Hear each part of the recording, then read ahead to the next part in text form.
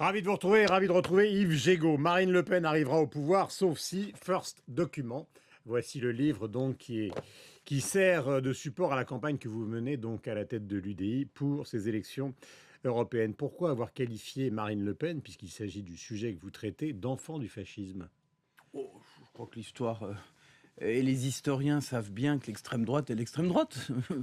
Pourquoi essayer de cacher ce qu'est l'extrême droite en Oui, France? mais il y a de plus en plus de gens qui considèrent qu'elle est rentrée dans le pacte républicain et qui arrêtent le lien ou les accusations qui avaient été proférées contre le Front National au début d'être au fond des représentants du nazisme aujourd'hui. Au fond, sur le débat européen du 25 mai, d'où vient l'Europe? Elle s'est construite sur les ruines du fascisme. Et c'est ce qui a incité enfin, après 2 siècles de guerre entre les pays européens, à construire un outil politique, un outil de prospérité et un outil de paix.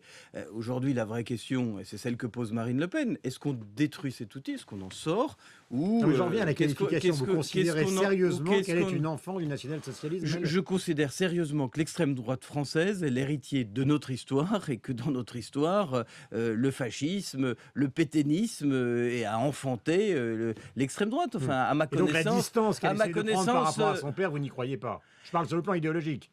on peut juger des choses, mais au fond, est-ce que c'est ça qui est important? Il faut C'est savoir. la question que je vous pose. On va Vous aborder savez, toutes les autres. il faut savoir d'où on vient politiquement, quelle est la filiation d'où on vient.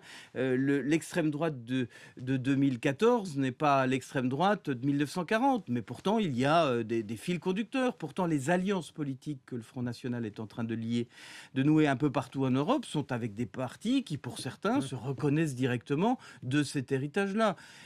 Donc le cordon ombilical qu'elle essaie de couper par rapport aux détails de l'histoire, enfin les phrases qui avaient fait scandale de son père, c'est cosmétique, c'est faux. Le fait même qu'elle essaye de s'en détacher prouve bien sa filiation. On peut essayer de se détacher de ses parents, mais on ne peut pas les renier.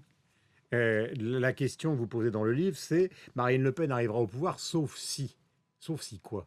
Les Républicains font ce qu'il faut pour dire aux Français en colère, pour dire aux Français en désarroi, qui votent Marine Le Pen par désespoir, par rage, par volonté de punir la classe politique, pour dire voilà ce que nous allons faire de notre pays, voilà le modèle dans lequel nous voulons faire vivre nos enfants, et voilà comment nous voudrions que vous ayez à nouveau confiance en nous. C'est un défi gigantesque. C'est pour ça d'ailleurs que je pense que l'arrivée au pouvoir de Marine Le Pen, même si ça reste improbable, c'est plus aujourd'hui impossible. Justement, sur cette question-là, beaucoup de gens considèrent que c'est un vote qui est un vote protestataire, comme vous voulez de l'expliquer, mais qu'à aucun moment, Marine Le Pen, même si elle est présente au deuxième tour, ne peut rassembler une majorité de Français.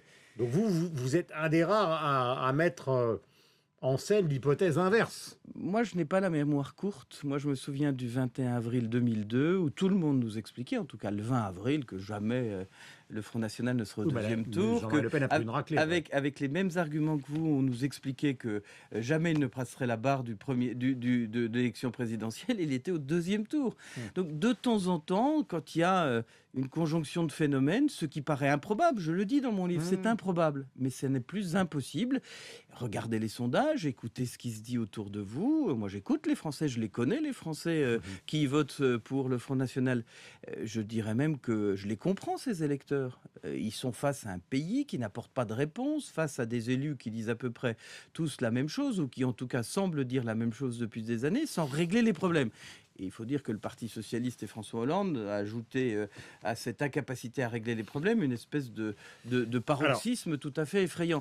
Donc au fond, il faut poser les bonnes questions. C'est un peu la même chose sur la question européenne. Est-ce qu'on prend le risque de faire ce grand bond vers l'extrémisme et le Front National, ou est-ce qu'on essaye de porter une nouvelle offre politique? C'est ce que nous essayons de faire à l'UDI. Est-ce que vous considérez que l'UMP est clair sur l'Europe? Je crois que l'UMP sur l'Europe est torturée, traversée par des lignes de fracture qui sont gigantesques, et qu'en votant pour les candidats UMP, au fond, ceux qui nous écoutent, ils ne savent pas pour qui ils votent. Est-ce qu'ils vont voter pour un Européen convaincu, Juppé, comme M. Juppé, ou est-ce qu'ils vont voter pour quelqu'un qui refuse l'Europe, comme M. Guénaud? Est-ce qu'ils vont voter pour M. Vauquier, qui veut tout mettre à plat, ou est-ce qu'ils vont voter pour M. Raffarin, qui est plutôt européen? L'UMP, comme d'ailleurs le Parti socialiste... Ils sont minoritaires, ils sont une trentaine, les députés UMP qui ont soutenu, au fond, les thèses de Guénaud et de Wauquiez sont une trentaine. Mais pas des moindres dans le parti. Et quand les eurodéputés UMP se réuniront pour prendre des décisions sur ce qu'il faut faire, et ils seront traversés par ces lignes de fracture. Regardez en Île-de-France. Monsieur Lamassoure est plutôt un Européen convaincu. Rachida Dataï est plutôt pour les thèses de Monsieur Wauquiez. Le jour où il faudra qu'ils prennent une décision ensemble, qu'est-ce qu'ils vont décider? Eh bien, l'électeur, il ne sait pas.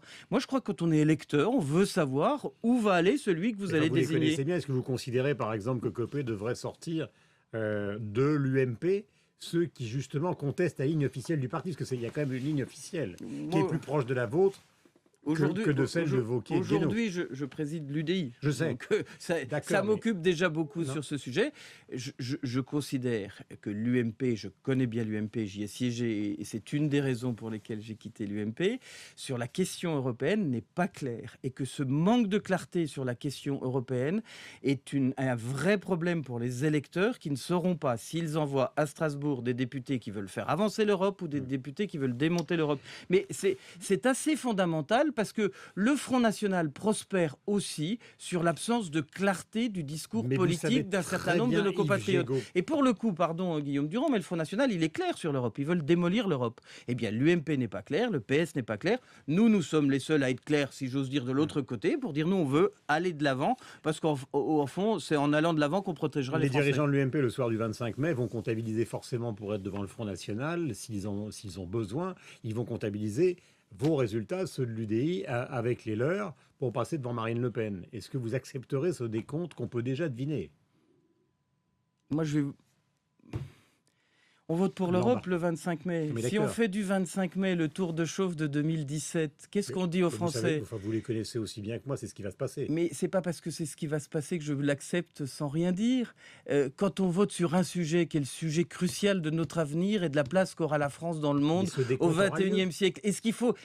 J'ai le sentiment j'imagine Jean-François Copé sur TF1, sur France 2, il va dire, regardez les résultats, UMP plus UDI, on est devant le Front National, si c'est le cas. Et alors, c'est quoi le problème? C'est que le problème, c'est que vous venez de vous dire vous-même qu'ils ne sont pas sur la même ligne que vous sur le plan européen.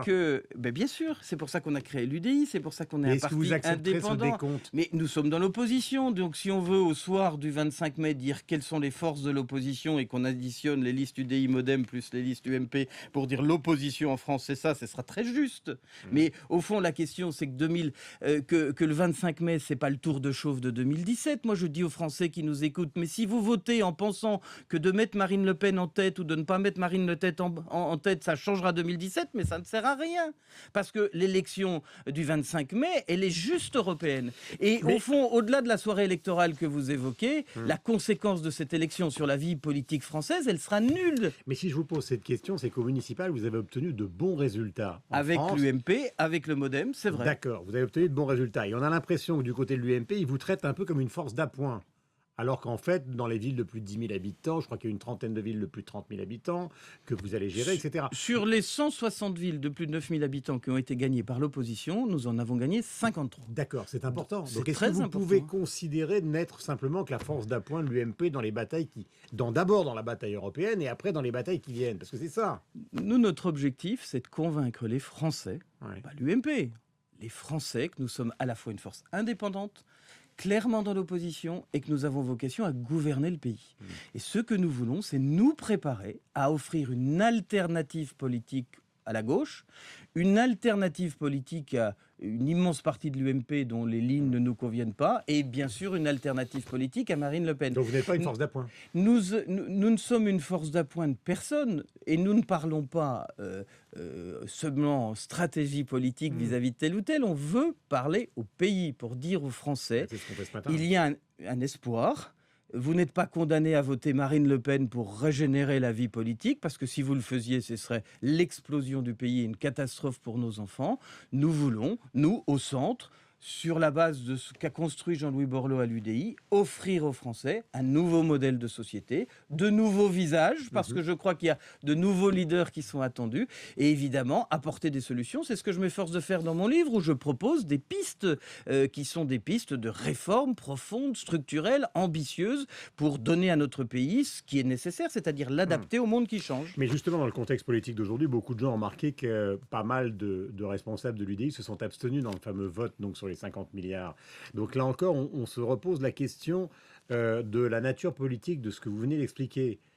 On a l'impression que par moment, vous êtes assez libre par rapport, au fond, à la stratégie habituelle de l'opposition. À l'UMP, il n'y a qu'un seul député qui s'est abstenu. C'est Frédéric Lefebvre. Vous, il y en a un certain nombre qui sont abstenus. Donc, vous êtes où exactement? Je vais vous le dire. Vous êtes dans l'opposition, on l'a compris. Mais enfin, Alors, vous avez voté. Déjà, ça c'est clair. Ouais. Mais l'opposition, elle est soit sectaire, soit responsable. Et on n'est pas C'est schizophrène. une manière de leur dire quand même, vous auriez pu voter les 50 milliards de Manuel Valls. On n'est pas schizophrène. Le vote dont vous parlez était un vote d'orientation politique, pas un vote de décision. Le gouvernement nous disait pour la première fois depuis 2 ans, plutôt que de taxer et de dépenser, nous allons économiser. Il était impossible de voter contre. Nous considérions que les propositions Vous leur avez faites... dit clairement aux gens de l'UMP ça Nous considérions que les propositions faites n'allaient pas assez loin, n'étaient pas assez structurelles. Donc nous avons considéré que l'abstention, c'était un message qui consistait à dire ce pourquoi nous plaidons depuis des années, puisque ce gouvernement semble en emprunter la voie, on va quand même pas être schizophrène au point de refuser ce pourquoi nous plaidons. C'est ça notre position d'opposition responsable. Nous sommes clairement dans l'opposition, mais clairement différents de ceux qui considèrent qu'à chaque fois que le gouvernement dit quelque chose, il faut s'opposer pour s'opposer. Ça fait un pas. Ça fait un pas que l'UMP aurait pu clairement soutenir en s'abstenant plutôt que de dire... Mais Valls, ça fait un virage gigantesque. D'ailleurs, c'est bien ce qui lui pose un problème avec la gauche de la gauche. C'est bien pour ça qu'il a de grosses difficultés dans sa majorité. Et l'UMP se serait honoré de dire « Nous plaidons pour la baisse de la dépense publique depuis des lustres ». Aujourd'hui que vous semblez faire ce virage, on va quand même pas vous dire le contraire de ce que nous disons depuis le début. L'opposition responsable, c'est au fond l'opposition qui est crédible. Vous savez, le vote Front National, c'est aussi... Ça veut dire que l'UMP n'est pas crédible. C'est si c'est ambigu sur l'Europe et ambigu sur les économies... C'est la pratique politique qui n'est plus crédible. C'est cette idée de dire que quand on est dans l'opposition, on refuse tout parce qu'il faut tout refuser parce que ce sont les autres qui le proposent. C'est cette idée de dire que ce pourquoi on plaide pendant des années, le jour où d'autres le mettent en œuvre, vous dites « Ah non, non, j'en veux pas parce que c'est pas moi qui porte ce projet ». C'est cette idée-là qui est en train de mourir. Et le Parti Socialiste, pendant les 10 ans où il était dans l'opposition, a fait exactement la même chose. Voilà. Moi, je crois sincèrement et profondément que les Français aspirent à un renouvellement du discours, de la méthode politique, et que ceux qui sauront être clairs sur leur positionnement, on n'est pas passé à gauche, on n'est pas la béquille de la majorité, mais clairs sur leur ouverture et le fait de dire que quand ça va dans le sens de l'intérêt du pays, quand il y a le feu au pays, quand il y a tant de chômage et tant de misère, il ne faut pas fermer les yeux sous prétexte que ce n'est pas nous qui portons les projets. On a la même position sur la réforme territoriale qui arrive. La réforme territoriale, elle va dans le bon sens, et nous voulons encourager le gouvernement à simplifier l'organisation territoriale. C'est pas parce que nous sommes l'opposition qu'on va dire le contraire de ce qu'on pense sous le seul prétexte que c'est le gouvernement qui reprend nos idées. Le texte de Hollande vous a convaincu, dernière question. Non. Je laisse tomber... C'est une session de rattrapage d'un président de la République qui n'a jamais fait de l'Europe le centre de son action. C'est un discours qu'on a entendu depuis 20 ans. Et si c'est ce discours-là qui prospère, moi j'ai beaucoup de soucis pour le score du 25 mai. L'Europe, c'est beaucoup plus crucial que ça. L'Europe, c'est au fond beaucoup plus simple que ça. Le monde change à toute vitesse. Est-ce qu'on s'enferme dans nos frontières en ne regardant pas le monde tel qu'il est, ou est-ce qu'on a le courage de s'adapter et de s'unir à nos voisins pour offrir à nos enfants une Europe plus forte en gardant notre patrie? Moi, je le dis dans un résumé que je vais vous proposer ce matin. Moi, j'ai la France pour patrie, l'Europe pour frontière et le monde pour horizon. Vous voyez, c'est le résumé de ce qu'on veut le 25 mai. Ceux qui partagent ça, ils peuvent voter pour nous. Ils ne seront pas déçus. Président, donc par intérim de l'UDI, Yves Gégaud publie Marine Le Pen arrivera au pouvoir sauf si First. Voici le livre. Bonne journée à vous. Merci. Suivant l'expression consacrée mais sincère.